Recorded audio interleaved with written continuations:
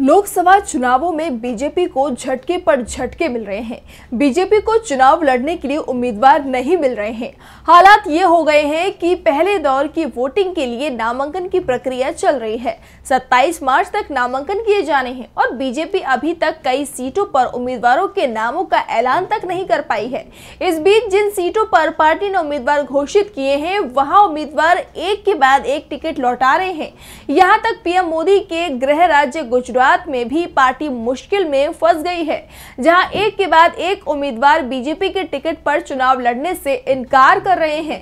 तो बीजेपी की बढ़ती मुश्किलों को लेकर आज की स्पेशल रिपोर्ट में हम करेंगे बात। नमस्कार, मैं हूं आपके साथ मानसी। तो बात चुनाव से पहले संकट में घिरती बीजेपी की। बीजेपी गुजरात को अपना सबसे सुरक्षित गढ़ मानती है। 1998 से बीजेपी राज्य की सत्ता में है और 1995 के बाद से बीजेपी राज्य में कोई चुनाव नहीं हारी है। 2022 के विधानसभा चुनाव में तो उसे रिकॉर्ड तोड़ जीत मिली थी। 2014 और 2019 के लोकसभा चुनाव में बीजेपी में राज्य की सबसे 26 सीटों पर जीत हासिल की थी, लेकिन इस बार बाजी पलट गई है। बीजेपी को हार का डर साफ दिखाई दे रहा है और इसी डर के चलते बीजेपी उम्मीदवार मैदान छोड़कर भाग रहे हैं। सबसे पहले पश्चिम बंगाल की आसनसोल सीट से बीजेपी ने भोजपुरी स्टार पवन सिंह को टिकट दिया तो उन्होंने चुनाव लड़ने से इनकार कर दिया।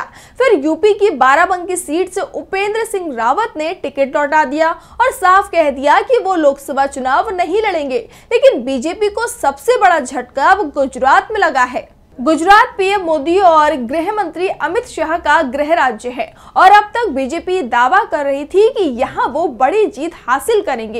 लेकिन जिस तरह से बीजेपी के उम्मीदवार टिकट वापस कर रहे हैं, उससे साफ हो गया है कि राज्य में बीजेपी मुश्किल में है। उम्मीदवारों को हार तय दिखाई दे रही है। मोदी मैजिक पूरी तरीके से फेल हो चुका है और गुजरात में तो बीजेपी के खिलाफ दो तरफा एंटी इनकम्बेंसी फैक्टर काम कर रहा है। 10 साल की केंद्र की और 26 साल की राज्य सरकार को लेकर नाराजगी ने बीजेपी को मुश्किलों में फंसा दिया है, जिसके बाद अब बीजेपी उम्मीदवार मैदान छोड़कर भाग रहे हैं। गुजरात के वडोदरा से सांसद रंजन भट्ट और साबरकांठा से भीखाजी ठाकुर ने अपना टिकट लौटा दिया। वैसे टिकट लौटाने के पीछे उन्होंने निजी कारण ही बताए हैं, लेकिन दावा किया जा रहा है कि सबसे बड़ा कारण तो हार का डर ही बताया जा रहा है। टिकट मिलने के बाद उम्मीदवारों के क्षेत्र से जो रुझान आए हैं, उसने बीजेपी के नेताओं को हिला दिया है। इसके बाद दावा किया जा रहा है कि गुजरात में अभी और उम्मीदवार चुनाव मैदान से हटने का ऐलान कर सकते हैं। इस बीच कहा जा रहा है कि हाईकमान मैदान छोड़कर भागने की तैयारी कर रहे हैं, उम्मीदवारों को मनाने में जुटा हुआ है। वडोदरा से 2 बार की सांसद रंजन भट्ट ने दावा किया कि वो निजी कारणों से चुनाव नहीं लड़ेंगी, लेकिन बताया जा रहा है कि भट्ट के मैदान छोड़ने के पीछे का सबसे बड़ा कारण हार का डर था। भट्ट और बीजेपी के लिए कुछ दिनों पहले ही बड़ा विरोध प्रदर्शन हुआ था।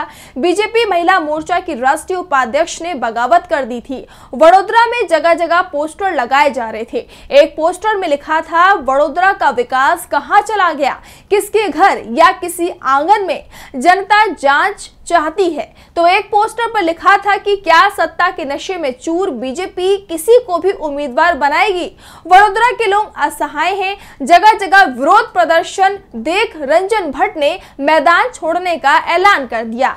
सबसे बड़ी बात तो ये है कि वडोदरा वो सीट है जहां से 2014 के लोकसभा चुनावों में खुद नरेंद्र मोदी मैदान में उतरे थे और बड़ी जीत मिली थी। लेकिन मोदी वडोदरा के साथ ही वाराणसी से भी चुनाव जीते थे, इसीलिए उन्होंने वडोदरा से इस्तीफा दे दिया और उनकी जगह उपचुनाव में रंजनबेन भट्ट चुनाव जीत गईं। लेकिन अब पीएम मोदी की सीट पर बीजेपी मुश्किल में घिरी हुई है। तो बाकी सीटों पर हालात क्या होंगे, इसका अंदाजा बीजेपी को भी हो रहा है। बीजेपी के एक और मजबूत गढ़ साबरकांठा से भीखाजी ठाकुर ने भी अपना टिकट लौटा दिया है। भीखाजी को 2 बार से सांसद दीप सिंह राठौड़ की टिकट काट कर दी गई थी। यहां से कांग्रेस ने आदिवासी नेता डॉक्टर तुषार चौधरी को उतारा है और बताया जा रहा है कि चौधरी ठाकुर पर भारी पड़ रहे थे, इसीलिए ठाकुर ने अचानक ही अपने कदम वापस ले लिए। वैसे सिर्फ गुजरात में ही बीजेपी मुश्किल में नहीं दिख रही है, दूसरे राज्यों में भी उसकी हालत खराब हो गई है। कर्नाटक में तो बीजेपी के दिग्गज नेता, पूर्व सीएम और पूर्व डिप्टी सीएम ने अपनी ही पार्टी के खिलाफ मोर्चा खोल दिया। पूर्व डिप्टी सीएम ईश्वरप्पा ने तो निर्दलीय उम्मीदवार के तौर पर शिमोगा सीट पर चुनाव लड़ने का ऐलान कर दिया है। इस सीट से कर्नाटक में बीजेपी के सबसे बड़े नेता बीएस येदियुरप्पा के बेटे बीवाई राघवेंद्र को उम्मीदवार बनाया गया है। इसे लेकर ईश्वरप्पा ने कहा कि पार्टी येदियुरप्पा के बेटे को टिकट दे रही है, लेकिन मेरे बेटे को नहीं। मुझे अपमानित किया जा रहा है, इसीलिए मैं शिमोगा से राघवेंद्र के खिलाफ निर्दलीय चुनाव लड़ूंगा। ईश्वरप्पा ने यहां तक ये कह दिया कि अगर पीएम मोदी मेरे घर पर आ भी गए और मुझसे चुनाव नहीं लड़ने को कहें तो भी मैं उनकी बात को नहीं मानूंगा। मैंने फैसला कर लिया है, मुझे चुनाव लड़ना है और बीजेपी ने जो धोखा मेरे साथ किया है उसका सबक सिखाना है। ईश्वरप्पा कहीं ना कहीं इसके पीछे येदियुरप्पा का हाथ मान रहे हैं। ईश्वरप्पा को मनाने में बीजेपी नाकाम रही है तो पूर्व सीएम डीवाई सदानंद गौड़ा भी बागी हो गए हैं। सदानंद गौड़ा के निशाने पर भी येदियुरप्पा हैं, लेकिन उन्होंने नाम लेकर नहीं, संकेतों में येदियुरप्पा पर निशाना साधा है। उन्होंने कहा कि जिन लोगों ने कर्नाटक में भाजपा की जिम्मेदारी ली वे स्वार्थी हो गए हैं। सदानंद गौड़ा ने कहा कि मेरा पूरा परिवार बीजेपी में बीता है, मेरे पास कांग्रेस में जाने का विकल्प है, लेकिन मैं इस विकल्प का इस्तेमाल नहीं करूंगा। मैं बीजेपी का शुद्धिकरण करने के लिए इसी में रहूंगा। साफ है, कर्नाटक में बीजेपी जो पहले से ही मुश्किल में घिरी हुई है, पूर्व सीएम और पूर्व डिप्टी सीएम के बागी तेवरों से ये मुश्किल और ज्यादा बढ़ गई है। नाराजगी सिर्फ नेताओं के अंदर ही नहीं दिख रही है, बल्कि इस बार बीजेपी के कार्यकर्ता भी नाराज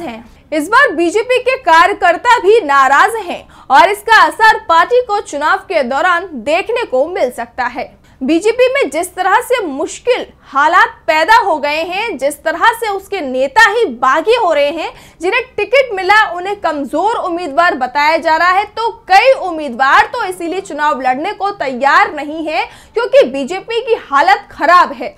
बंगाल से लेकर गुजरात तक बीजेपी में टिकट वापसी की कहानी ने पार्टी को मुश्किल में फंसा दिया है। ऐसे में पार्टी को नए सिरे से रणनीति बनानी पड़ रही है। बीजेपी की दूसरी चिंता इस बार विपक्ष की बढ़ती ताकत ने पहले से ही बढ़ा रखी है और विपक्ष की इसी ताकत से अब बीजेपी के नेता भी घबराने लगे हैं, इसीलिए वो चुनाव लड़ने को तैयार नहीं हो रहे हैं। तो कई दिग्गज बगावत की राह पर हैं क्योंकि उन्हें भी एहसास हो गया है कि बीजेपी गलत दिशा में बढ़ रही है। तो आज की हमारे इस स्पेशल रिपोर्ट में इतना ही। इसी तरह की तमाम खबरों से जुड़े रहने के लिए आप देखते रहिए DB लाइव। नमस्कार।